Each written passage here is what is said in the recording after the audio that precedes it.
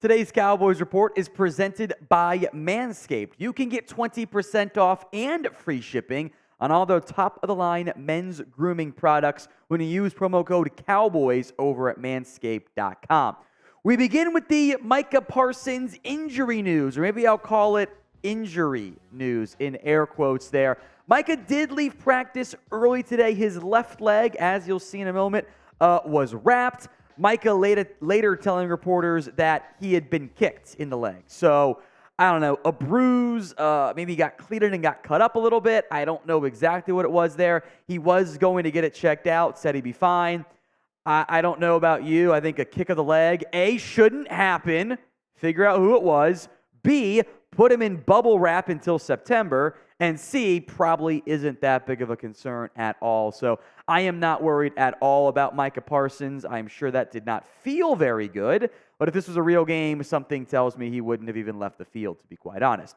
But let's send some good vibes out into the universe, like the video, to help prevent any future injuries, including but not limited to Micah Parsons. Like that video right now. A surprising trade rumor on today's show. So Bleacher Report named one player on each NFL team the Cowboys should trade away. And their selection was Michael Gallup, which, you know what? I'll give them credit. It's different than what they normally put on. They do that article like every week, and it's the same name. It was different this time, so stock up there. Interesting choice, I'd say. The Cowboys were thin wide receiver last year, in part because Gallup was not playing very well. They had moved on from Amari Cooper. They'd lost Cedric Wilson. They were banking on Gallup being wide receiver too. He did not step up. Nobody else emerged consistently to take some pressure off of the offense and CeeDee Lamb. But banking on Brandin Cooks and Jalen Tolbert, as suggested, would kind of be jeopardizing the exact same thing the Cowboys went through last year. Here's the pitch from Bleacher Report. The Dallas Cowboys had to bring in some reinforcements, and that's why they traded for Brandin Cooks during the offseason. That alone puts Gallup's future with the team in doubt, and Patrick Walker of the team's website noted that second-year receiver Jalen Tolbert has been emerging during training camp. Since Dallas has two other options to serve as a second or third target behind CeeDee Lamb, Gallup is even more expendable. His contract is also team-friendly as he signed through 2026, but it also includes a potential out after the season, increasing his value on the market. I have a lot of thoughts on this idea, but I want to hear from you guys first. Would you trade Michael Gallup right now? Y for yes, N for no. It is today's pinned comment, so if the ad comes here on YouTube, take advantage of it. Head down there and go vote. I think it's a dumb idea. Although I was very disappointed in Michael Gallup last year, as I know pretty much every single person watching, including Gallup himself, was, this is not a sound football decision. For starters, the money doesn't make sense. The Cowboys would save $2.4 million, eat $4.4 million in dead cap of the roughly $6.8 million Gallup's making this year in terms of the salary cap. Next year, they would see less than $1 million in savings while still eating $13.1 million in dead money. So you're basically saving nothing because the player you would add to your roster to replace him is going to make about $1 million. So you're paying Gallup to not be on your team for 2 years, which is a stupid idea because you already restructured his contract. Gallup has not been the same guy we saw earlier in his career. And he's finally publicly admitted it. His confidence wasn't there. And when your confidence isn't there at the receiver, bad things do tend to happen. So I get being down on Gallup, but what are we worried about with this team? Last year it was you had CeeDee Lamb and nobody else. Now you add Brandin Cooks. There's some speed. You're going to live in three personnel for the most part.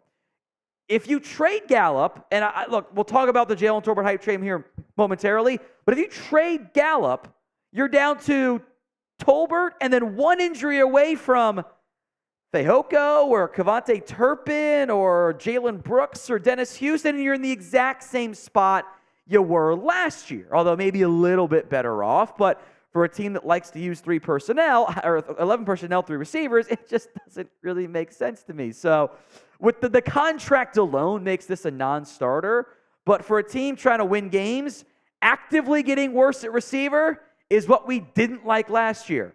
How the hell would you do it again this year? Doesn't make sense. Now, today's show is made possible by our good friends over at Manscaped. It is not an accident or coincidence, at least, that Manscaped comes aboard and then baby Olivia arrives here. I think that's connected. Use promo code Cowboys over at manscaped.com to get 20% off and free shipping on all their men's grooming products, including but not limited to the Lawnmower 4.0, the Performance Package, the Weed Whacker 2.0, and more. 20% off and free shipping on everything. Make sure you're not using the same razor for your face that you are downstairs, because that's just nasty. Check out the comment section and the description of today's show. Get that link and the promo code. One more time for you guys. It's manscaped.com, and the promo code is simply Cowboys. Speaking of the wide receivers, I am officially drunk on the Jalen Tolbert Kool-Aid here. He had another fantastic day at training camp. Maybe you even saw his the NFL account tweeted about it too. At awesome back of the end zone toe drag, or I guess toe planting, I should say, catch there. Tolbert has looked really good so far in camp, regardless against who he's going to. He actually cooked Deron Bland, by the way.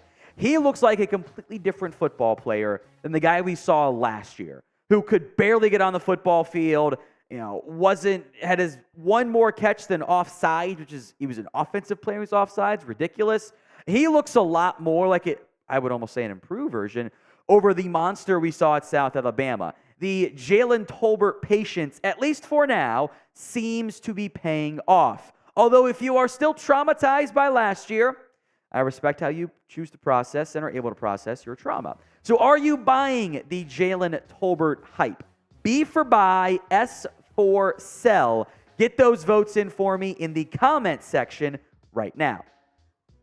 All right, rapid fire here on some injury updates from McCarthy's press conference, etc.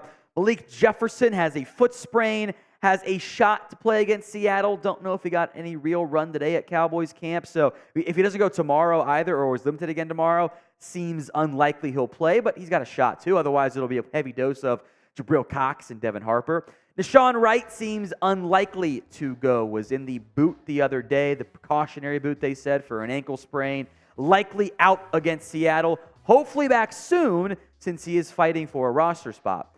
Viliami Fehoko is battling a shoulder strain. Don't know if he got to go at all today. Didn't see any clips of him, at least. Shoulder strain last week. McCarthy said the Cowboys were hopeful he'd be back out there. I want to see him tomorrow. He needs the reps. If this continues to linger, this could be a prime IR stash candidate. Ronald Jones is still working his way back from a groin injury. Seems like a long shot to play against Seattle, which is fine. This means more reps for Malik Davis, Deuce Vaughn, Rico Dowdle, and Hunter Lipke as well. As a reminder, it's a 10 p.m. Eastern. It's a late-night game. We'll be staying up for it, and we hope you guys are as well for the Cowboys-Seahawks watch party preseason week 2. Stay up late. Have some fun with us. Do not miss out. Hit that sub button right now. Final thoughts here of today's show are focused on Brandin Aubrey. Now, he went 7 of 8 on field goal tries at today's practice. And then in the mojo moments, he went 4 of 4. So the last 3 practice days for Brandin Aubrey have all been pretty good in that 7 to 8 range, or missing 1 kick of the 8, 9, 10, 11, 12 he attempts over the course of those days. What is noteworthy here to me, and I would say curious even, is all but a couple of the tries were under 40. The longest mojo was, 41 to 45. Saw some different numbers out there. The longest kick he made was 40 before the mojo moments. Missed one from 40. Now, a couple reasons. A, they want to focus on those, which okay, weird. You should do all the kicks. B, maybe the wind was bad. It can get very windy in Oxnard, and a 40-yard try there might be like a 55-yard try in a dome potentially. That's what happened earlier this training camp cycle. Or maybe they're just not going to kick longer than 45 yards. And if that was the case, are some other guys out there that could help you. Maybe that the Robbie Gould don't kick 50-yard tries isn't as impactful anymore. So that's curious. We'll see how he fares in the preseason. Aubrey's the lone kicker, but he is not guaranteed a roster spot quite yet.